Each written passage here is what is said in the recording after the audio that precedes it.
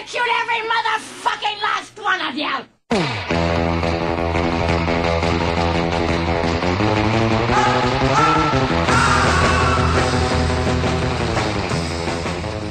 Nós estamos aqui de volta hoje no Cafofo, com a presença aqui do Ricardo Rodrigues, correspondente do Estadão, com o Geraldo e o Nelsinho, que está aqui apreciando e vendo essa entrevista com o Ricardo Rodrigues. Ô Ricardo, há quanto tempo está na luta aí no batente? São, vamos lá, quase 25 anos de imprensa, né? Aqui em Maceió. E aqui em Maceió, desde quando eu trabalhei na Gazeta como repórter, foi em 85, né? Então, quer dizer, é um bom tempo já, né? Olha só, isso não vai ser uma entrevista. O meu convite ao Ricardo foi por uma curiosidade minha, e deve ser uma curiosidade de todos que acompanham a política alagoana e a política nacional, porque isso envolve um escândalo milionário, de muitos milhões de reais. Eu acho que passou até pela a época Cruzeiro, não? Chegou a Cruzeiro? Não, é real, né? Já é dessa... Mas é do século passado, não é? É uma história que vem rolando do século passado, desde 1998, 97, 98, até o dia de hoje. E é isso que o Ricardo vai contar pra gente, a história dos Taturanas, a história, como começou esse escândalo monumental de milhões de reais, e do início, da criação das letras do Estado de Alagoas, que aí envolve PITA, o governo do Paraná, enfim, para aqueles que têm mais idade, devem lembrar desse escândalo, que foi um escândalo nacional, que envolveu um picareta brilhante, um brilhante picareta, que levou alguns governadores do Estado a cometer essa loucura de emitir letras do Estado e negociá-las.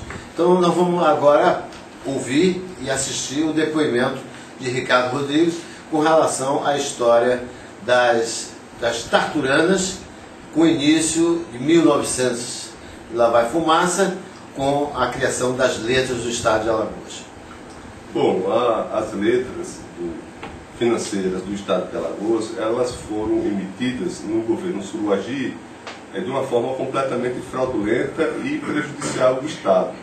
Naquela época, o Estado estava passando por uma crise financeira muito grande e recebeu aqui, em Maceió, a visita do Wagner Batista Ramos, que era uma espécie de secretário, chefe da dívida pública do município de São Paulo, e trabalhava com o PITA e o Maluf, nessas tirinetas que eles armam para tirar dinheiro dos estados e dos municípios. Ele já tinha levado essa ideia de emitir letras para colocar papéis no mercado e colocar o dinheiro entrar para alguns estados ou para alguns municípios, e ele tirar proveito disso. Já tinha feito isso em Osasco, já tinha feito isso na capital de São Paulo, trouxe essa ideia para Pernambuco. Na época, o filho do Arraes, o Eduardo, aceitou e embarcou nesse esquema da emissão fraudulenta de letras do Tesouro. E aqui em Alagoas,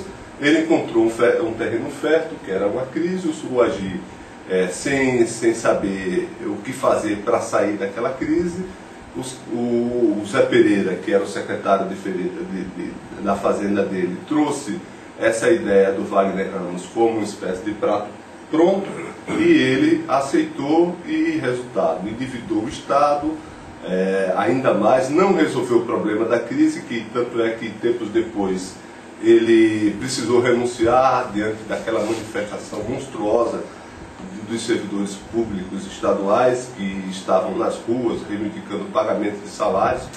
Tinha algumas categorias com 6, 7, 8 folhas de salários atrasadas, entendeu? E estava um clima de ingovernabilidade muito grande. Então, nesse ambiente foi que ele endividou ainda mais o Estado, comprometeu mais o Estado, e depois ele saiu, o Manuel Gomes de Barros deu sequência. Não sei se você lembra quando chamavam o Palmada, que não, a gente está fazendo, o governo está fazendo uma operação de ar. A turma pensava que era outra coisa. Aro de quê? De bicicleta não, era antecipação de receita orçamentária, aro. Ou seja, o dinheiro do orçamento que o Estado tinha direito, os bancos antecipavam. Ou seja, se era para o Estado receber, digamos, em novembro, dezembro, já estava recebendo em maio, em junho, em julho, ou seja, aquilo que ia receber depois. Então, resultado, isso tudo os bancos fizeram com a participação da equipe econômica do governo, endividou também mais ainda o Estado, de forma que foi um desgoverno completo, tanto é que quando o Ronaldo Lessa se lança candidato ao governo do Estado, com um discurso contra o Suruagi, contra o Mano, o governo a quatro mãos, e contra o discurso contra a emissão das letras, ele ganha a simpatia da população e ganha a eleição e assume o governo do Estado, né, com uma dívida naquela época em torno de 2,5 bilhões, mais ou menos. Só que, vamos lá, por incrível que pareça, 4 anos depois, quando ele já estava perto de terminar o primeiro mandato dele, mais ou menos em 2002, por aí, ele vai e comete o mesmo erro que o Suruagi e faz a renegociação das letras do Estado. E nessa operação ele endivida o Estado em mais de 2 bilhões de reais. Ou seja, a dívida que ele tinha pego já estava em 3, com mais 2,5. Com os outros 4 anos do governo dele, essa dívida que é uma espécie de bola de neve, ela vai aumentando cada vez mais. Ele deixa o governo para o Del Vilela assumir com uma dívida de 6 bilhões de reais. Entendeu? O que é que o Ronaldo Lessa ganhou com a renegociação das letras? Ele ganhou porque quando ele fez a Assembleia Legislativa aprovar uma lei estadual, entendeu, que dava direito ao Estado a renegociar as letras, ele tinha que fazer essa lei aprovar na Assembleia. Ele comprometeu o governo dele com os deputados taturanos, esses que estavam aí, além disso, ele comprometeu o governo em relação ao Senado, aos senadores, ao senador Del Vilela e ao senador Renan Calheiros, porque foram eles que articularam no Senado a aprovação da renegociação que tinha que passar pelo Senado também. E o dinheiro, quando veio, era uma época de campanha e foi rateado entre eles, ou seja, entre o governador e aqueles que ajudaram a aprovar a renegociação das letras. O dinheiro que era para chegar no Estado, ser usado no Estado, depois ele não prestou conta, disse só de palavra, que foi usado para pagar folha de pagamento, foi usado para pagar aumento salarial, para obras de reforma de escola, e só que não prestou conta, porque era um dinheiro extra que entrava no Estado. De que forma? Foi R$500 milhão, em torno de 500 milhões de reais. Exatamente em 2002, agora. Quando, se você pegar os taturanas que caíram em 2007, e a Polícia Federal disse que os 300 milhões que eles desviaram da Assembleia, que eles roubaram da Assembleia, foi arrecadado por eles, por essa quadrilha que estava na Assembleia. De 5 anos antes, você pega 2007, 5 anos antes, 2002. Exatamente em 2002, quando o Ronaldo Lessa saía candidato à reeleição ao governo do Estado, disputava com Fernando Collor e ganhou, para vocês terem ideia, no primeiro turno.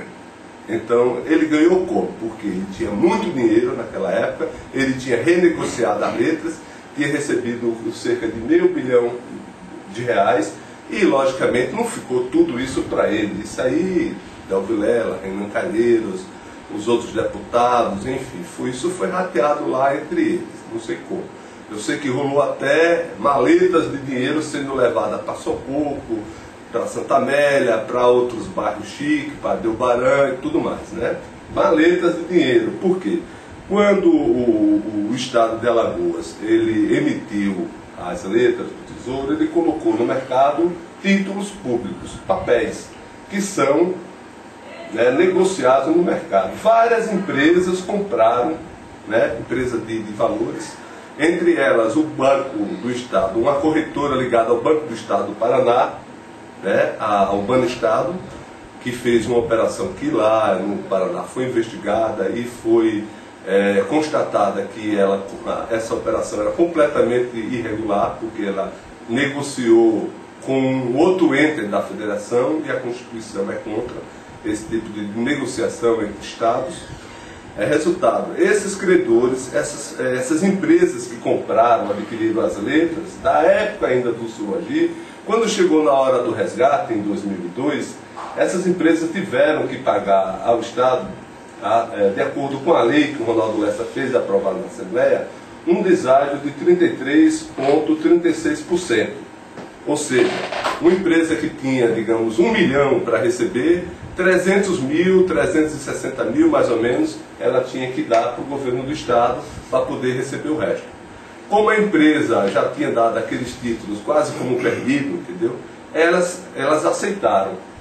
Mas havia uma lei que foi aprovada e que todas as empresas tinham que seguir aquela lei. O deságio era para ser pago pelas empresas de acordo com aquele percentual pactuado e inserido na lei. Mas a desorganização, comandada pelo secretário da Fazenda do Ronaldo Lessa, o senhor Sérgio Dória, a desorganização foi completa. Então teve empresa que pagou deságio de 30%, outra que pagou de 40%, outra não pagou nem 20%, outra pagou integral, entendeu? E isso tudo, quer dizer, naquele afã de receber o dinheiro quanto antes, porque era o dinheiro que estava entrando livre, que eles iam fazer com esse dinheiro o que quisesse e bem entendesse, de forma que o Estado queria mesmo receber. Então, uma empresa que era para receber, pagar de deságio 300, 400 mil, trazia o dinheiro em maletas para eles aqui. Um dos credores deu depoimento na Polícia Federal e eu tive acesso ao depoimento desse credor, o senhor Antônio Carlos Moraes, e nesse depoimento ele contou que trouxe uma maleta de dinheiro para pagar o deságio das letras, que ele renegociou na corretora dele, foi entregue na Socorro, né? A pessoa, hoje senador, sem voto, João Tenório. João Tenório, e também em sociedade com o governador Teotônio Vilela, entendeu? Então o dinheiro chegou aqui, efetivamente foi usado, foi espalhado, foi distribuído e endividou o Estado, entendeu? Em troca disso, como é que o Ronaldo Lessa ia fazer toda essa negociata, entendeu? E a Assembleia Legislativa iria ficar calada, sem se manifestar, sem investigar, sem denunciar, entendeu? Em troca do 10º, que era todo mês, era reajustado.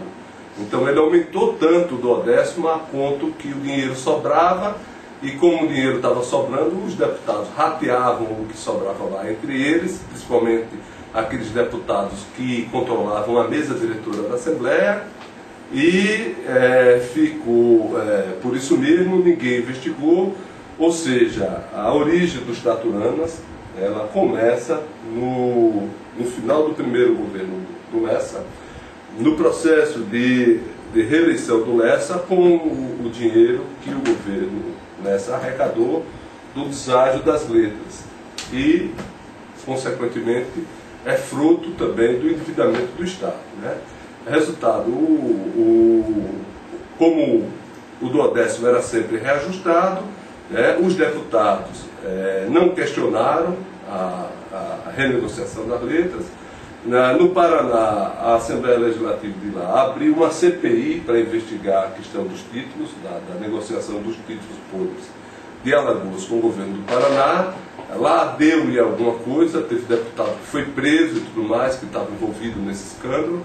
E aqui em Alagoas a coisa passou despercebida, que a Assembleia não fez absolutamente nada para questionar ou pedir explicações ao Estado com relação à renegociação da lei, né? Por quê?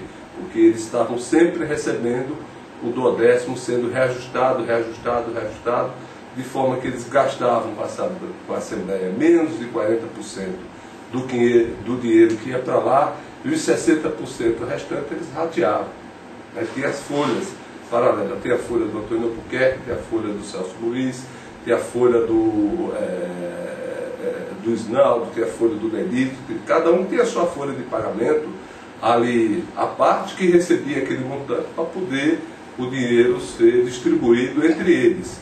E o enriquecimento disso dos deputados comprovam categoricamente que o dinheiro que eles receberam foi muito, muito, muito além do que eles deveriam receber em termos de remuneração parlamentar, em termos de verba de gabinete, em termos de gratificação por atividade parlamentar. Quer dizer, se for calculado o patrimônio de cada um nesses últimos 5 anos, isso vai ficar comprovado, principalmente porque eles não só colocaram coisas, objetos, imóveis, carros de luxo e tudo mais no nome deles, como também de parentes, de assessores e de laranjas, né, que eram usados. Né, teve deles que usou babá, teve outros que usou motorista, teve outro que botou nome de trabalhador rural, que foi usado o nome, e o sujeito nem sabia que estava recebendo por mês aquele salário, e aquele salário ali, o nome dele só entrava para constar como dinheiro estando indo para ele, mas na verdade quem manipulava, quem controlava tudo eram os deputados, né, do grupo dos Taturana. E aí, como é que rolou esse escândalo, a verificação da Polícia Federal? Como é que começou esse processo de desmontagem desse esquema? Bom, olha, na Justiça Federal já corria uma denúncia que foi feita ao Ministério Público Federal, à Procuradoria da República em Brasília, em 2006, mais ou menos, foi feita essa denúncia contra o Ronaldo Lessa, a equipe financeira dele e outras pessoas que participaram diretamente da renegociação das letras. Essa denúncia foi feita por um dos credores das letras que se sentiu prejudicado, porque como ele teve que pagar o deságio, depois isso sobrou para ele e ele alega que teve um prejuízo na época, hoje deve estar mais, em torno de 10 milhões de reais. Ele buscou o ressarcimento disso junto à Procuradoria da República, mas também colaborando para que, na denúncia dele, o escândalo fosse investigado e a Justiça chegasse aos verdadeiros responsáveis por esse esquema fraudulento. Só que isso foi em 2006, quer dizer, o Ronaldo Lessa na época estava saindo candidato ao Senado, né? A denúncia chegou aqui na imprensa, a imprensa noticiou, né? Mas teve uma repercussão e tudo mais, talvez tenha até contribuído para o Ronaldo Lessa perder a eleição para o Fernando Collor para o Senado, né? Mas ela ainda está tramitando na Justiça Federal. O Ministério Público Federal pediu que a Polícia Federal fizesse diligências. Esse denunciante, que é um credor que mora em São Paulo, esse senhor Antônio Carlos Moraes, ele veio a Maceió, entendeu? Prestou depoimento aqui na Polícia Federal de Araguá, a imprensa noticiou tudo mais, só que o processo demora, né? A Polícia Federal fez o trabalho dele e mandou as oitivas das pessoas para a Procuradoria da República, mas o procurador Rodrigo Teles, procurador federal, compreendeu que talvez essa questão fosse do âmbito estadual, já que envolvia a letras do Tesouro Estadual, aí mandou o processo para o Ministério Público Estadual, e mais ou menos no final de 2006, 2007 passou o processo lá todo, o ano praticamente todo do Ministério Público, só em 2008, mais ou menos setembro do ano passado, é que o Ministério Público Estadual, através do Dr. Jamil, do Dr. Jean Sarmento, se manifestaram e devolveram o processo das letras, da renegociação das letras, para o Ministério Público Federal, dizendo que não era a competência do Ministério Público Estadual investigar, já que envolvia recursos do governo federal e a interferência direta do Tesouro Nacional. Porque quando as letras foram resgatadas pelo governo federal, foi através do Tesouro Nacional. O Tesouro Nacional foi quem pagou efetivamente o resgate das letras, entendeu? Mas só que essa fatura ele mandou para o governo do Estado e, consequentemente, aumentou a dívida do Estado com a União. Essa dívida agora que o senhor Théo Vilela está querendo vender para o Banco Mundial. Mas para ele vender essa dívida para o Banco Mundial, receber dinheiro novo, ele vai ter que resolver esse problema todo da fraude da emissão na época do governo Suruagi, passando pela renegociação e tudo mais que aconteceu com o endividamento do Estado. Ele não pode simplesmente agora querer vender uma dívida de mais de 6 bilhões de reais para o Banco Mundial para receber dinheiro novo em troca e endividar ainda mais o Estado, passando por cima de todas as irregularidades que aconteceram na renegociação dos títulos Foda-se de Alagoas. Essa situação permanece até hoje e já foram efetivadas algumas prisões.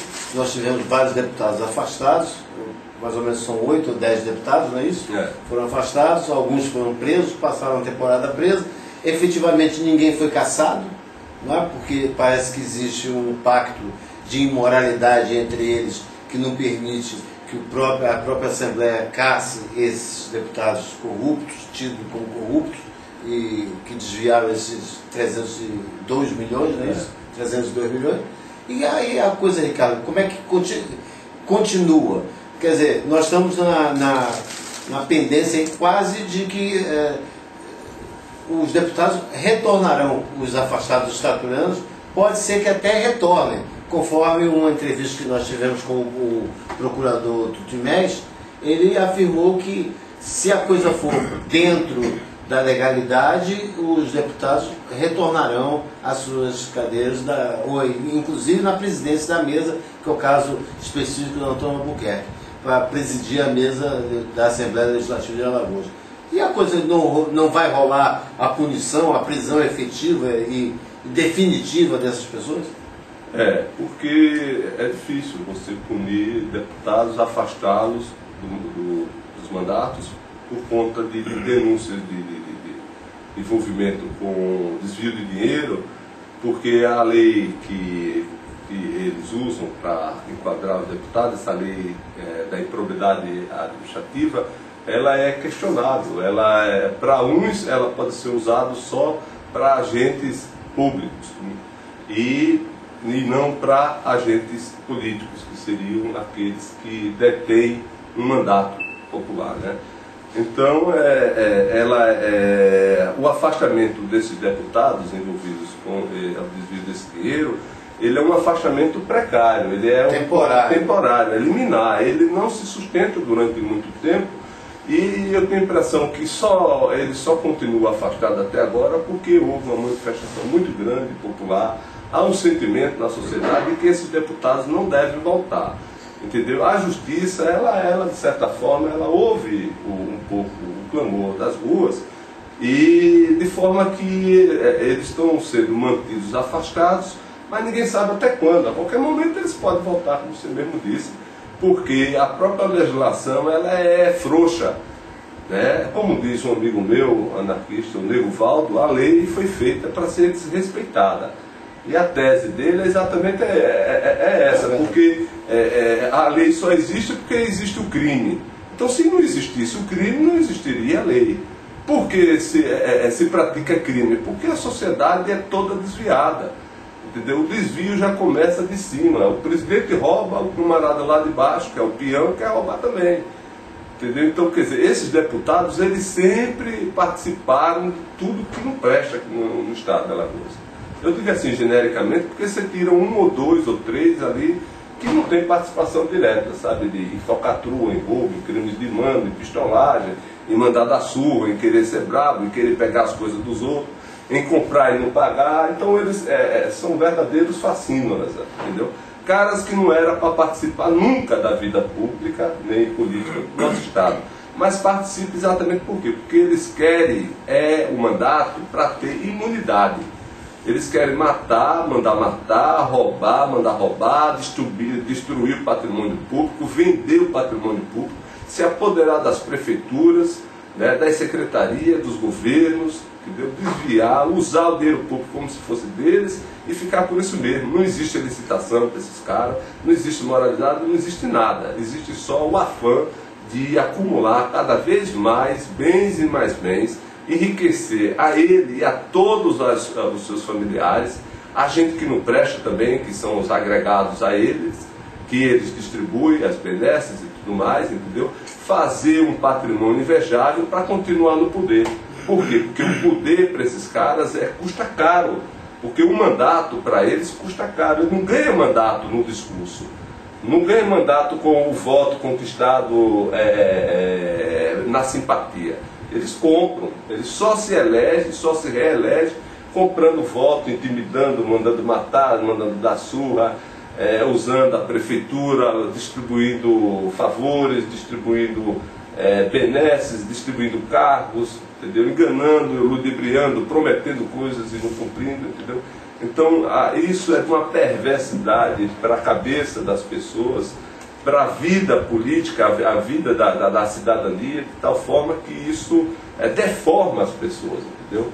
E aí provoca esse sentimento do quanto pior, melhor, que cada um quer se dar bem mesmo, que o sujeito quer mesmo levar vantagem em tudo, e a corrupção ela começa a se generalizar, há uma inversão de valores, e tudo isso contribuído por quem? Patrocinado por quem? Pelos caras que deveriam dar exemplo. Né? Ricardo, mas a gente sabe que a justiça é lenta, a justiça é morosa, a justiça é conivente com muita coisa, mas você não acha que a justiça de Alagoas é mais conivente ainda com tudo isso? A justiça, ela como entidade, ela pode ser até necessária, mas a entidade ela não funciona sem pessoas. E as pessoas que fazem parte da justiça em Alagoas, elas sempre se corromperam, com honrosas exceções, entendeu? A justiça no nosso estado é corrupta, né? As instituições aqui sempre tiveram envolvidas com corrupção, a Justiça, o Tribunal de Contas, o Ministério Público, né? E a própria imprensa também, sempre foi mantida por corrupção, entendeu? O dinheiro que vai para pagar a folha de salarial dos jornais, das emissoras de TV, de rádio, vem da corrupção também, entendeu? Então aqui nesse estado de Alagoas a coisa é muito podre, entendeu? As pessoas não se dão conta de quanto toda essa podridão é nociva. O Estado passa por essa situação por conta disso. A violência, ninguém respeita ninguém respeita as instituições, porque as instituições também não se dão respeito. As entidades aqui também, que hoje questionam, muitas das entidades, lideranças sindicais, não têm moral para fazer cobrança nenhuma, porque também sempre se envolveram em corrupção. Sempre estiveram atrelados com alguma estrutura de poder, ou seja na Câmara, ou seja na Prefeitura, ou no governo do Estado, ou no governo federal, entendeu? Então é uma cumplicidade generalizada às instituições, à classe política e até à oposição, né? Os sindicatos, as entidades de classe e tudo mais, vivem envolvidas e participando dessas falcatruas, entendeu? Aí fica difícil. E aí o que acontece? A população é quem mais sofre.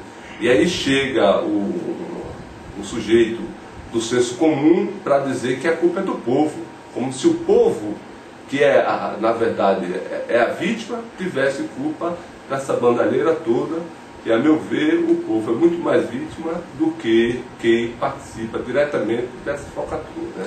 Olha só, nós fizemos um resumo da história dos Tarturanos, mas esquecemos de tocar num ponto que foi esse último golpe agora do empréstimo, né, da Assembleia. Explica isso pra gente. Como é que os deputados se envolveram mais nesse outro escândalo, que é do empréstimo ao Bradesco, me parece que é o Banco Bradesco, que inclusive foi indiciado o diretor, o gerente, inclusive o diretor nacional foi envolvido também no processo e está pagando. E nós temos alguns que se envolveram no processo e que estão sendo ignorados ou liberados para o horror das outras pessoas que estão envolvidas, dizendo assim, por que só nós pagamos o pato? Por que aquele fulano que está fora, no caso específico aí do deputado Paulão, né, que não conseguiram colocar o Paulão no meio deles, né, e o Júdice Cabral explicou para a gente, o Júdice é parceiro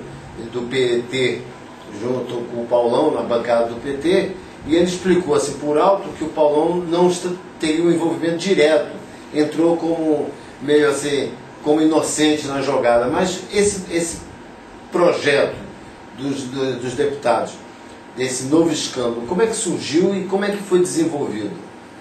Não, a Assembleia sempre quis montar uma fórmula ali para envolver qualquer deputado que chegasse ali era tentado a ser envolvido por aquela... Inclusive deputados de primeiro mandato, garotos novos. Deputados de primeiro mandato, alguns deles que não tinham nem entrado, já tinham recebido dinheiro emprestado. Então a Assembleia, ela sempre foi usada ali por essa turma daí, os taturano, como uma grande lavanderia. O dinheiro entrava lá e saía de lá para tudo, para pagar a folha de pagamento do CRB, para pagar o prêmio pelo título conquistado pelo Coruripe, para pagar a folha de pagamento do jornal Tribuna, na época que o Tribuna de Alagoas era do Ronaldo Lessa e do Bob Lira. Eu trabalhava lá e o meu pagamento só saía quando a Assembleia mandava o dinheiro para lá. Entendeu? Então, quer dizer, e emprestava dinheiro, emprestava não só o dinheiro dela, mas o dinheiro que o banco contava. Por quê? O Bradesco administrava os recursos da Assembleia, entendeu? Então, o deputado que fez o acordo com o Bradesco solicitou que o Bradesco emprestasse dinheiro aos seus pares e que cada um pegava o dinheiro que quisesse ali, porque a Assembleia seria avalista. Então, o deputado estava precisando de dinheiro para a campanha, ia lá, pegava o dinheiro emprestado e quando ele não podia pagar, quem pagava era a mesa diretora da Assembleia. O Bradesco fazia isso, o Banco Rural também fazia isso, porque sabia que aquele dinheiro ali era certo, que a Assembleia recebia do duodécimo 12, 15 milhões de reais por mês, entendeu? Então aquele dinheiro ali era certo e eles emprestavam. E o Paulão tomou dele emprestado, a Maria José Viana tomou dele emprestado, outros deputados tomaram dele emprestado, lá tudinho usando a verba de gabinete da Assembleia como garantia e a Assembleia Legislativa como avalista. Então todos eles foram viciados e, a meu ver, não tem que ser, não porque é do PT, roubou é ladrão do mesmo jeito. Tem que ser viciado, tem que ser afastado também. Não afastaram até agora porque a Justiça não pediu o afastamento.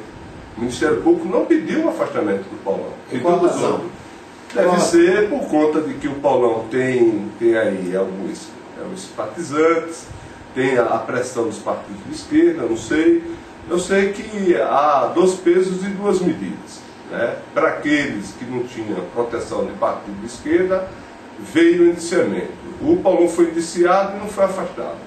Entendeu? Então, o que acontece aqui, é que as instituições no estado de Alagoas sempre foram coniventes com a safadeza, com a roubalheira, com o esquema, com a fraude, entendeu? Com o desvio do dinheiro, seja da educação, seja da saúde, seja da segurança pública, e o povo passando necessidade. Né? Não tendo acesso à escola, à saúde, se você procura um remédio não tem, se chega no pronto-socorro falta uma atadura, falta uma gase, falta um comprimido, falta qualquer coisa. Então, e por quê? Porque o dinheiro é desviado para a classe média emergente, para uma classe política, uma classe dominante que aqui de Alagoas, que segundo diz o comunista Rubens Jampo, é uma das mais perversas do Brasil. Entendeu? E isso é histórico, vem desde a época do Brasil colônia, com os engenhos de açúcar, com a exploração da mão de obra escrava aqui em Alagoas, com o banditismo, com a pistolagem. E quem se insurgia sempre contra isso, em defesa do povo ou em defesa dos trabalhadores, era perseguido, era assassinado. Foi o que aconteceu com o Muniz. O impeachment do Muniz foi articulado pelas forças ligadas às oligarquias, que não queria que o Muniz defendesse o trabalhador, ou que trabalhava na fazenda, ou nas tecelagens, ou na agricultura, entendeu? Então, resultado, o Muniz poderia ter contribuído muito mais para o estado de Alagoas, mas teve o seu governo pichado pelas forças conservadoras e os políticos conservadores, entre eles o senhor Arnoldo de Melo, o pai do Fernando Collor, entendeu? Então, quer dizer, depois o Estado de Alagoas passou por um processo de ditadura, onde os governantes daqui, Suruagi e Guilherme, se revezavam sempre a serviço dos ditadores. No processo de redemocratização, o cara que ascendeu como político salvador da pátria foi um filho das oligarquias daqui, o Fernando Collor, que enganou o Brasil todo com aquela proposta dele de ser o caçador dos marajás, né? E ganhou a presidência da República numa disputa com o Lula, e quando assumiu a presidência montou um esquema de fraude junto com o PC, que depois foi denunciado e ele foi escorraçado da presidência como ladrão.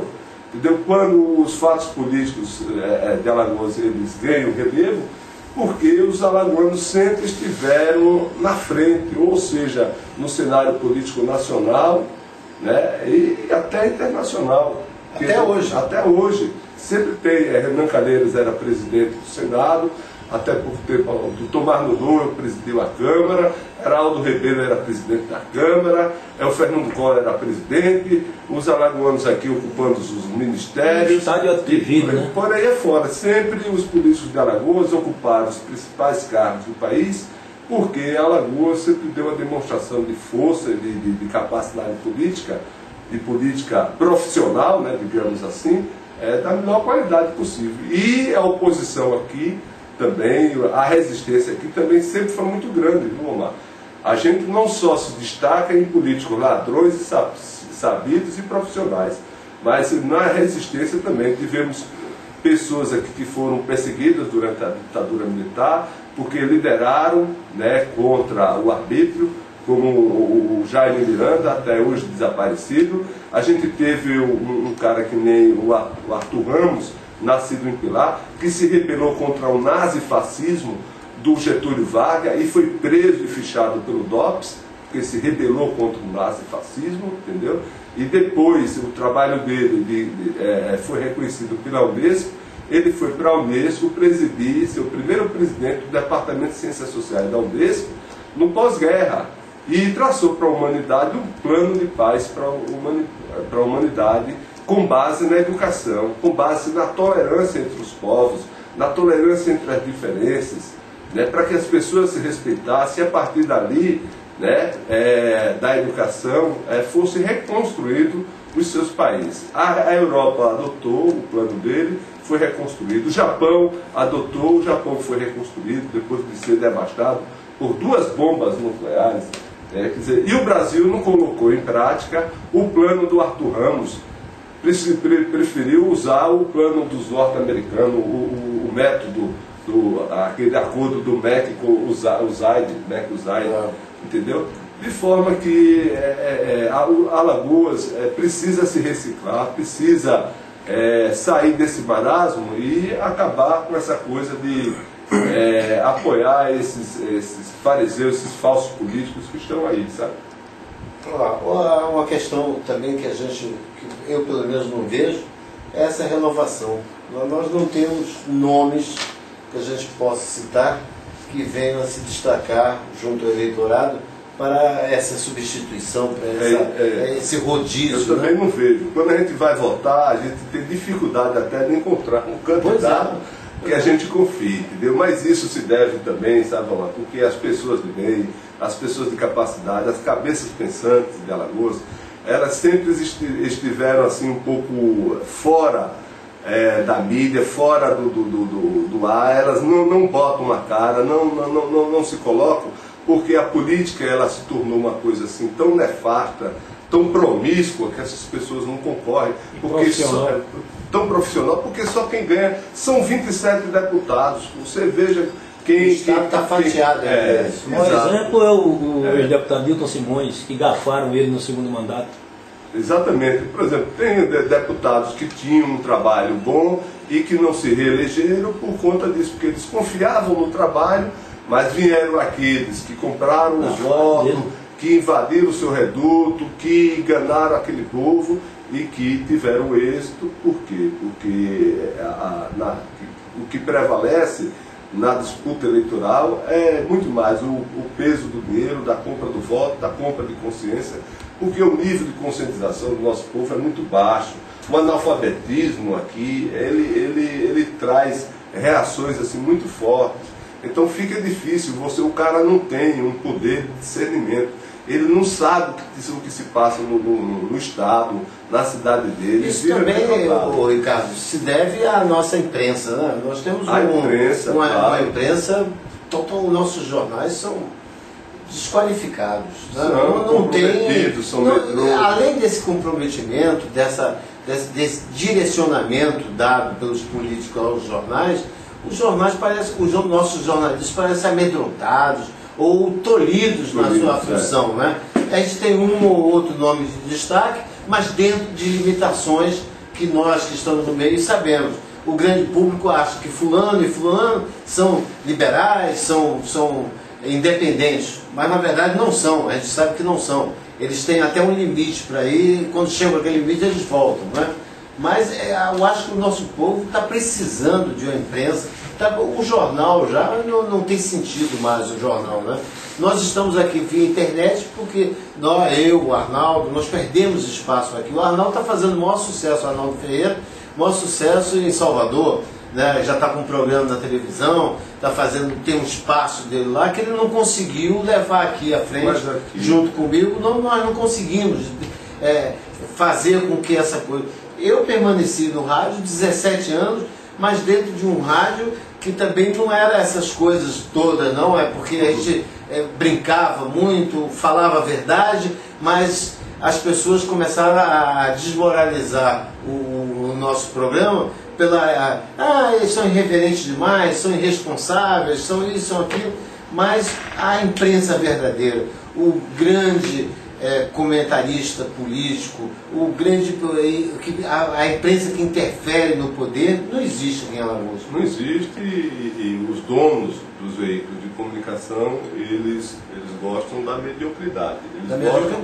Gostam do cara que diz amém, que faz elogios, que fala bem, e isola, deixa do lado de fora quem critica, quem investiga, quem questiona, quem pergunta, quem tem uma certa independência, quem trabalha o jornalismo verdadeiro, né? Então eu acho que a imprensa aqui faz muito pouco jornalismo, pratica muito pouco jornalismo e vive das benesses do poder, a serviço do poder, né? Um amigo meu falou que nós não temos jornalistas aqui, nós temos office boy da notícia. Por aí. Às vezes você manda um release, às vezes você manda, com rosas exceções, sempre tem essas exceções. Mas a gente manda um release para alguns jornalistas, eles não se dão nem o trabalho de ler o release, eles publicam o próprio release. Publicam, se brincar, bota até o nome da pessoa que fez lá embaixo, o endereço, o telefone. Se você coloca uma matéria na internet e põe embaixo, postado tal hora, até isso entra também, porque eles não se dão o trabalho nem de ler aquilo que eles estão publicando, entendeu? Pois é. Então é de péssima qualidade, a gente não tem uma imprensa livre aqui, toda ela é atrelada à estrutura do poder. Quando eu quis montar um jornal que dissesse o que os outros não diziam na época, e eu me associei ao Fernando Araújo e a gente montou o Extra, eu não esperava que depois eu fosse sacaneado por ele, né? Ele se vendeu para o colo e traiu as nossas linhas, as nossas convicções, e o Extra depois foi cooptado pelo poder, poder econômico. Fernando Collor comprou, depois comprou o seu João Lira, e o Extra começou a fazer aquele jornalismo marrom, de se aliar A para detonar B, entendeu? Mas o jornal, quando ele nasceu na minha empresa, há 10 anos atrás, mais ou menos, o número 1 você já via que era um jornal diferente dos outros e que não tinha um compromisso com nenhum grupo político nem econômico, ele tinha um compromisso com o leitor. Ele veio com essa perspectiva, e tanto é que ele foi muito bem aceito, ele ocupou um espaço que existia, uma lacuna, que era a lacuna do jornalismo investigativo. Os primeiros números foram assim muito bem aceitos, e a prova é que era o modelo correto, apesar de toda a distorção que sofreu, mas até hoje ele está aí sobrevivendo, e depois dele surgiram outros, como o ex, que está aí também, fazendo um contraponto com a imprensa mais tradicional, e toda semana nas bancas dizendo também boa parte daquilo que a imprensa 2010 está chegando aí, você acha que vai haver uma renovação na Assembleia e alguns desses deputados afastados não retornarão mais à política alagoana? Eu sou otimista, sabe, Romário? Eu acho que boa parte deles não volta. A população está se conscientizando, né? As pessoas, os homens e as mulheres de bem do Estado estão se conscientizando também de que deve participar mais, deve botar a sua cara, entendeu? Eu, quando estou aqui falando, estou botando a minha cara, nunca me neguei de participar de nada, sempre fiz o jornalismo aqui, pratiquei jornalismo independente, entendeu? Então, eu acho assim, sabe, que tudo isso que aconteceu, essa denúncia contra o Estaturana, a operação, a prisão, você vê Antônio Albuquerque algemado, você vê Cícero Ferreira algemado, você vê João Beltrão sendo preso. Então a mentalidade da população está mudando, ela está vendo que essas pessoas também que cometem crime, também estão começando a pagar pelos seus crimes. E na eleição de 2010 eu tenho a impressão que boas pessoas vão se lançar, né? Teremos mais bons candidatos, e esses envolvidos em crime de falcatrua e tudo mais, em roubo, vai ter que gastar o dinheiro para poder comprar voto, e eu não sei se eles vão ter dinheiro suficiente para comprar voto, porque os bens, pelo menos até agora, a justiça manteve confiscado. Né? Mas, Ricardo, você tem essa esperança mesmo? Porque sai ruim, entra péssimo. Os homens de bem, há 30 anos atrás, você via políticos sérios, pessoas de qualidade. Hoje as coisas estão invertidas, porque o homem de bem não quer se meter mais na política de Alagoas. E eu vou contar um fato aqui que vocês talvez não saibam, mas quando o deputado João Neto era presidente e o seu Júnior Leão, primeiro secretário, eles foram o sindicato da Assembleia Legislativa, dos funcionários da Assembleia Legislativa, deu parte deles dois na delegacia de roubos e furtos. O roubo, eles saquearam o salário, tá? Confiscaram para seu bolso a metade do salário de cada funcionário formado. Certo? Então, o homem de bem hoje, com raríssimas exceções, como o corajoso do Rui Palmeira, nosso amigo Ruizinho, tá? O Judson, e o homem de bem, ele não quer botar mais a cara na política de Alagoas, então não tem do Paulão? Ele não lembrou do Paulão. Não lembrou do Paulão. Paulão, com certeza absoluta. Paulão, ainda estou com o Paulão. Mas você veja, quer dizer, além desses 300 milhões que eles roubaram, ainda tem os 22 milhões que eles tomaram dos servidores da Assembleia. Não sei quantas folhas de pagamento, e não pagam, não pagam férias. O dinheiro entrava, eles ficavam, entendeu? E gastavam dinheiro com tudo e não pagavam o servidor. Até o repasse da cooperativa médica eles botaram no bolso. Exatamente, botavam no bolso. Olha só, uma situação dessa, você acredita que em 2010 nós vamos ter de engolir o Cícero Almeida? Olha, eu acho assim, sabe, que daqui para lá muita denúncia contra o Cícero Almeida vai acontecer, porque diz que ele está rico de tanto roubar, né? Riquíssimo. Ele está rico, tá? Já tem testa de ferro, já tem fazenda, já tem apartamentos, empresas e tal, tudo mais, entendeu? Então não é possível que daqui para lá a população aí continue sendo enganada. Mas a questão, Ricardo, eu escrevi até um artigo que foi publicado no jornal, foi publicado até na Folha. A ditadura do analfabetismo. Nós estamos numa ditadura diferenciada daquela que nós vivemos, mas hoje nós não conseguimos eleger o nosso candidato porque os analfabetos, as pessoas que não sabem assinar o nome, que não têm uma dependência financeira, quer dizer, são eles que elegem os nossos governantes, os nossos deputados, os nossos vereadores. Não é? Nós tivemos chance agora de eleger Luiz Heleno, foi um caso raro assim. Mas normalmente a massa eleitoral vai para aqueles corruptos, para aquelas pessoas que não prestam, que não têm o nosso voto, o voto consciente, né? E essa ditadura do analfabetismo está deixando a gente em maus lençóis. A gente está numa situação horrível. Desculpa discordar de você, eu acho que a ditadura que a gente vive é a ditadura da classe dominante, a ditadura do dinheiro, a força do poder econômico. Mas essa classe dominante, sabe? É a que compra porque, o voto do analfabeto. O analfabeto, ele já é privado de uma coisa talvez muito mais importante que o voto, que é o saber, é o ler, é o escrever, entendeu? Mas isso não é estratégica deles? Não, deixar as pessoas assim? Mas exatamente. Porque vamos dizer, o eleitor analfabeto, o eleitor que não tem essa condição de leitura, de educação, não procura a educação. Ele procura os R$50, as telhas, a caixa d'água, o bujão de gás. Quem recebe mais pelo voto não é o povo. É a classe média e a própria classe dominante. Também, né? O povo, por exemplo, o cidadão comum recebe R$50 por um voto, mas o filho da classe média recebe um emprego.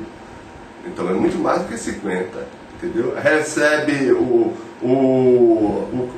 a prestação do carro, recebe a matrícula da faculdade, se matricula sem pagar. Entendeu? Então tem todos os favores que são feitos, primeiramente, à classe média, aos assessores, aos puxa-saco, aos laranja, aos divulgadores, aos jornalistas, aos radialistas, aos assessores. Proporcionalmente. E o povo mesmo só ganha alguma coisa com a eleição no dia da eleição, porque ele não é mantido a vida toda. Por isso, aí tem os programas assistenciais. Mas eu vi hoje na TV Senado uma crítica feroz mesmo de um senador com relação à compra de voto do governo Lula. O Lula sistematicamente vem comprando voto mensalmente dessa massa de povo, né? Com esse cartão, essa Bolsa Família, essas bolsas todas. Isso sempre houve, sempre teve alguma coisa de assistencial. Isso não impede, entendeu? O governo, eu acho que para acabar com essa polêmica toda, o voto deveria ser pago. Entendeu? O voto deveria ser válido. O cidadão, quando fosse votar, ele já votava, já recebia 50, 100, R$200, podia ser até um salário mínimo. Seria uma forma de distribuição de renda, porque o grande problema do país é porque há uma concentração de renda muito grande na mão de poucos, da grande burguesia, entendeu? Então, na medida em que o Lula distribui dinheiro através de Bolsa Família, Bolsa isso, Bolsa aquilo, como o FHC também distribuía, entendeu? Ele está, pelo menos, distribuindo um pouco para quem mais precisa. Então, por que só dá dinheiro para o banqueiro? Por que só dá dinheiro para a empresa que fale? Por que só ajudar o latifúndio, né? com isenções, com isso, com aquilo outro? Agora estão ajudando os prefeitos, porque deve ao INSS, e já perdoaram a dívida do INSS, vão voltar a receber dinheiro novo de novo. Então, quer dizer, o governo perdoa tudo da burguesia e o povo é sempre que se lasca. Eu sempre tive uma visão, Romar, voltada para a defesa dos mais humildes, dos mais necessitados. Essas pessoas que você se refere como os analfabetos, então eles não tiveram direito nem à educação, entendeu? Então privar essas pessoas do voto, entendeu, seria alijá-los completamente da cidadania, entendeu? Eu acho que tinha que acabar com o analfabetismo e não com o voto do analfabeto, porque o voto do analfabeto, em última instância, é uma forma de denúncia da falta de compromisso do Estado, do governo brasileiro com os mais necessitados. Você não pode deixar de jeito nenhum que um jovem de 18, 19 anos não saiba ler nem escrever. Você tem que ter um programa de alfabetização para jovens e adultos, você tem que garantir que toda criança esteja na escola, você tem que ter escola de qualidade, professores bem remunerados, porque isso é fundamental. Então tudo isso é você se voltar para a educação. Por que o plano do Arthur Ramos não foi aplicado no Brasil? Porque a base dele era a educação. e os governantes do Brasil, sejam os presidentes da República, sejam os governadores dos estados, nunca deram atenção. Com honrosas exceções, onde o dinheiro da educação foi bem aplicado, o povo deu a volta por cima. Você pega o estado do Paraná, o nível de educação lá é 1. Tem analfabetismo? Tem, mas é muito pouco. E o estudante que vai para a sala de aula, ele tem acesso a uma educação de muito mais qualidade do que a nossa aqui. Mas o volume de dinheiro que vem para Alagoas é praticamente o mesmo que é usado no Paraná. E por que lá dá certo e aqui não? Porque lá talvez o desvio não seja tão grande. E aqui, às vezes, os caras querem pegar pela cepa. Eles querem roubar tudo. Não é 20%, nem 10%. Eles querem pegar 100%. Aí falta merenda, falta escola, falta salário para professor, falta banca. Os alunos estavam estudando no chão. Aqui, ontem mesmo, mostrava na televisão, porque uma escola do Estado não tem carteira para o aluno estudar no Benedito Bento, entendeu? Então, sucatear o ensino público, entendeu? Em detrimento da escola privada, que enriqueceu. A escola que eu estudava, o Cônego Machado, foi doado o prédio para o SESMAC. O SESMAC não pagou nada, entendeu? E ficou com o prédio até hoje, que é ali na rua Cônego Machado, no Farol, ficou com o prédio até hoje e desse jeito. O SESMAC, na hora de cobrar a mensalidade, ele é privado. Agora, na hora de pagar os impostos, ele é público, é fundação, entendeu? Então isso é uma vergonha. E tudo isso é feito com quem? Com a aquiescência do povo? Não. Com a aquiescência da classe dominante, da burguesia. E o povo é sempre o lado mais fraco, é quem sempre paga o pato, é o lado mais lascado, é quem passa fome, é que é enxovalhado. E quando chega a eleição, é claro que o cara não vale nada, e ninguém sabe nem onde que ele existe. Ele tem que ter um títulozinho para pelo menos naquele dia ele ter um valor, porra. Aí ele vai, só tem um voto, rapaz. Aí o outro chega, eu quero, pô. Aí meio mundo de gente querendo comprar, o cara vende o voto dele, ele vende a 3 ou 4. Ele ganha de um, ganha do outro, ganha do outro, ganha do outro. Na hora de votar, às vezes ele não vota em nenhum, entendeu? Mas quem garante o voto mesmo dos políticos ladrões e corruptos é a classe dominante e a classe média. A classe média porque gosta de querer ascender e vive bajulando esses caras. E a classe dominante porque financia a campanha desses caras. E quando bota dinheiro na campanha desses caras, sabe que aquele dinheiro vai ser usado para comprar voto. Veja na relação do TRE, os políticos que se elegem, a declaração deles, de prestação de contas, da onde vem o dinheiro daqueles que financiam. É a Triquem, é a Socorro, é o Grupo Carlos Lira, é o Grupo João Lira que financia, é o Técio Vanderlei, são as usinas de açúcar, são as grandes empresas, são as construtoras.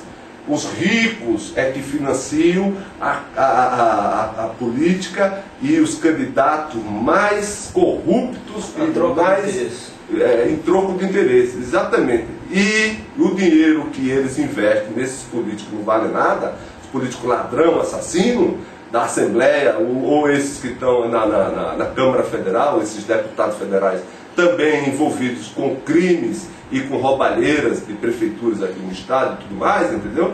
Então eles são financiados por essa burguesia que cai, entendeu?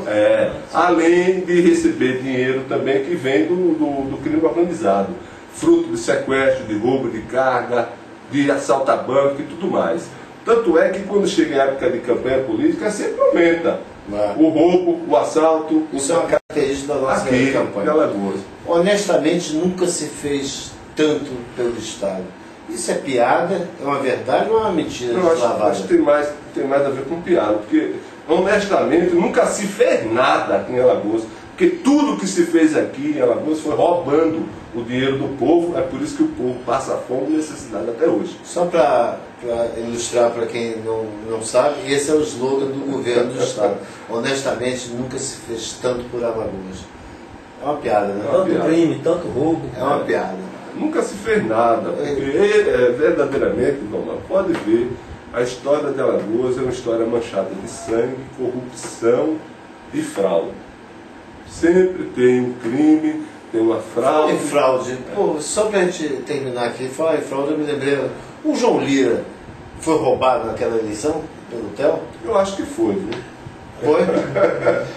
Eu acho que eu sou, olha, veja bem. A boca de urna dá vitória para ele. Eu sou pela teoria da conspiração. Eu acho que o Theo Vilela não tinha condições de ganhar no primeiro turno.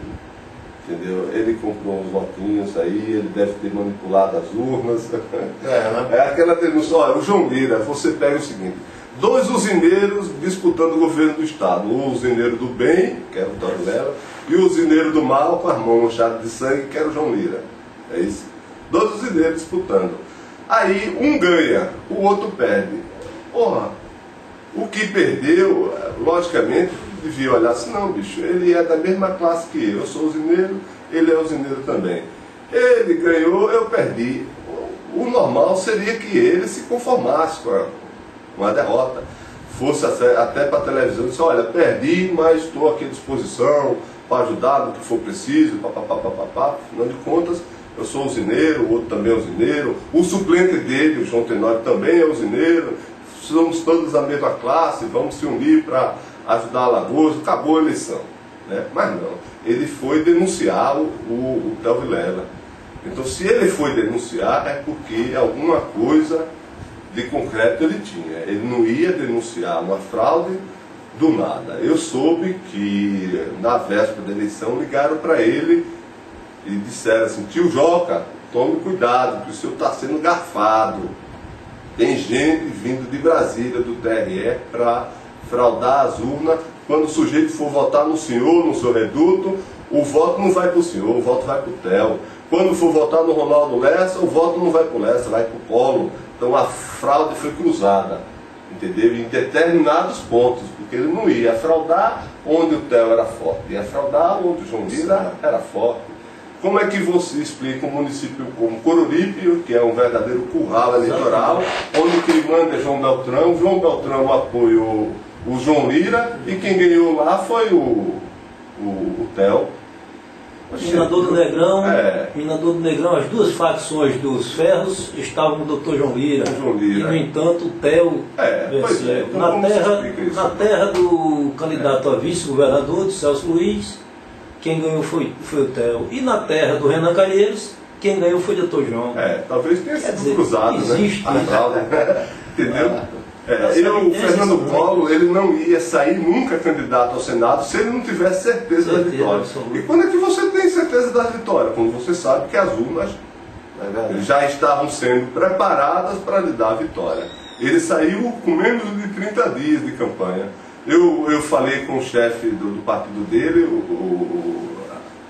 o chefe do partido dele disse assim, não, se vira nos 30, que tem aquele quadro lá do Faustão, quer dizer, ele em 30 dias ele fez campanha e ganhou a eleição. Mas ele não ganhou em Marechal Deodoro com o primo dele, nem ganhou em Rio Largo com o filho dele. Pois não, mas aí talvez as não urnas funcionou. Não estavam programadas. Não estavam programadas. Pois é, ele não era tão forte. Como era que ele se elege para senador com 30 dias de campanha? Tinha cidade, Romar, que não sabia que o Collor nem era candidato. E Ronaldo Lessa não deu tempo para ele fazer campanha, entendeu? Se ele teve muita aparição no guia eleitoral, foi 3 ou 4 vezes. E Ronaldo Lessa fez campanha durante 8 anos. E o homem em 30 dias se elegeu senador. Pois é um fenômeno. Que bom. Pelo menos serviu para desmoralizar um e a gente descobrir a fraude do outro. Não? Outra coisa, quando o João Lira denunciou a fraude que o prejudicou na campanha eleitoral e denunciou que essa fraude beneficiou o Theo Vilela, ele esqueceu de falar do Collor, porque o Collor era do mesmo partido dele. Ele não quis falar, mas mesmo assim, quando a Veja publicou na primeira página a questão da fraude eleitoral em Alagoas, entendeu? Os jornais, no outro dia, pelo menos o jornal Tribuna que eu trabalhava, repercutiu. A Gazeta não deu absolutamente uma linha sobre o questionamento feito pelo João Lira sobre a matéria da Veja, não repercutiu nada. Mas a matéria foi preparada. Eu soube por um colega que era de lá, de dentro da Gazeta, que preparou a matéria, só que a matéria dele foi censurada a pedido do Collor. Ou seja, em casa de enforcado, não se fala em corda. Claro. Ricardo, eu agradeço muito a sua disponibilidade aqui para o Cafofo. E esse Cafofo é seu, né? Cafofo. Você sabe que é nosso. Pois é, o Cafofo é nosso. E espero que a gente consiga ter uma repercussão com relação a isso. E eu acho que esclareceu muito a todos nós como surgiram os tarturanos, taturano, quer dizer, taturano é uma largata de fogo. Uma largata de fogo. Ela come a folha, né? Como os taturanos, eles atuavam diretamente na folha de pagamento, porque a Assembleia tem uns nomezinhos interessantes. A Assembleia ela não produz nada. Todo o dinheiro que chega da Assembleia vem do governo do Estado. O governo do Estado botava a taturana vinha e queimava a folha. E a taturana comia. Comia a folha. Pois é. Muito obrigado. Foi um prazer, cara. Tá, igualmente. Parabéns aí pelo programa.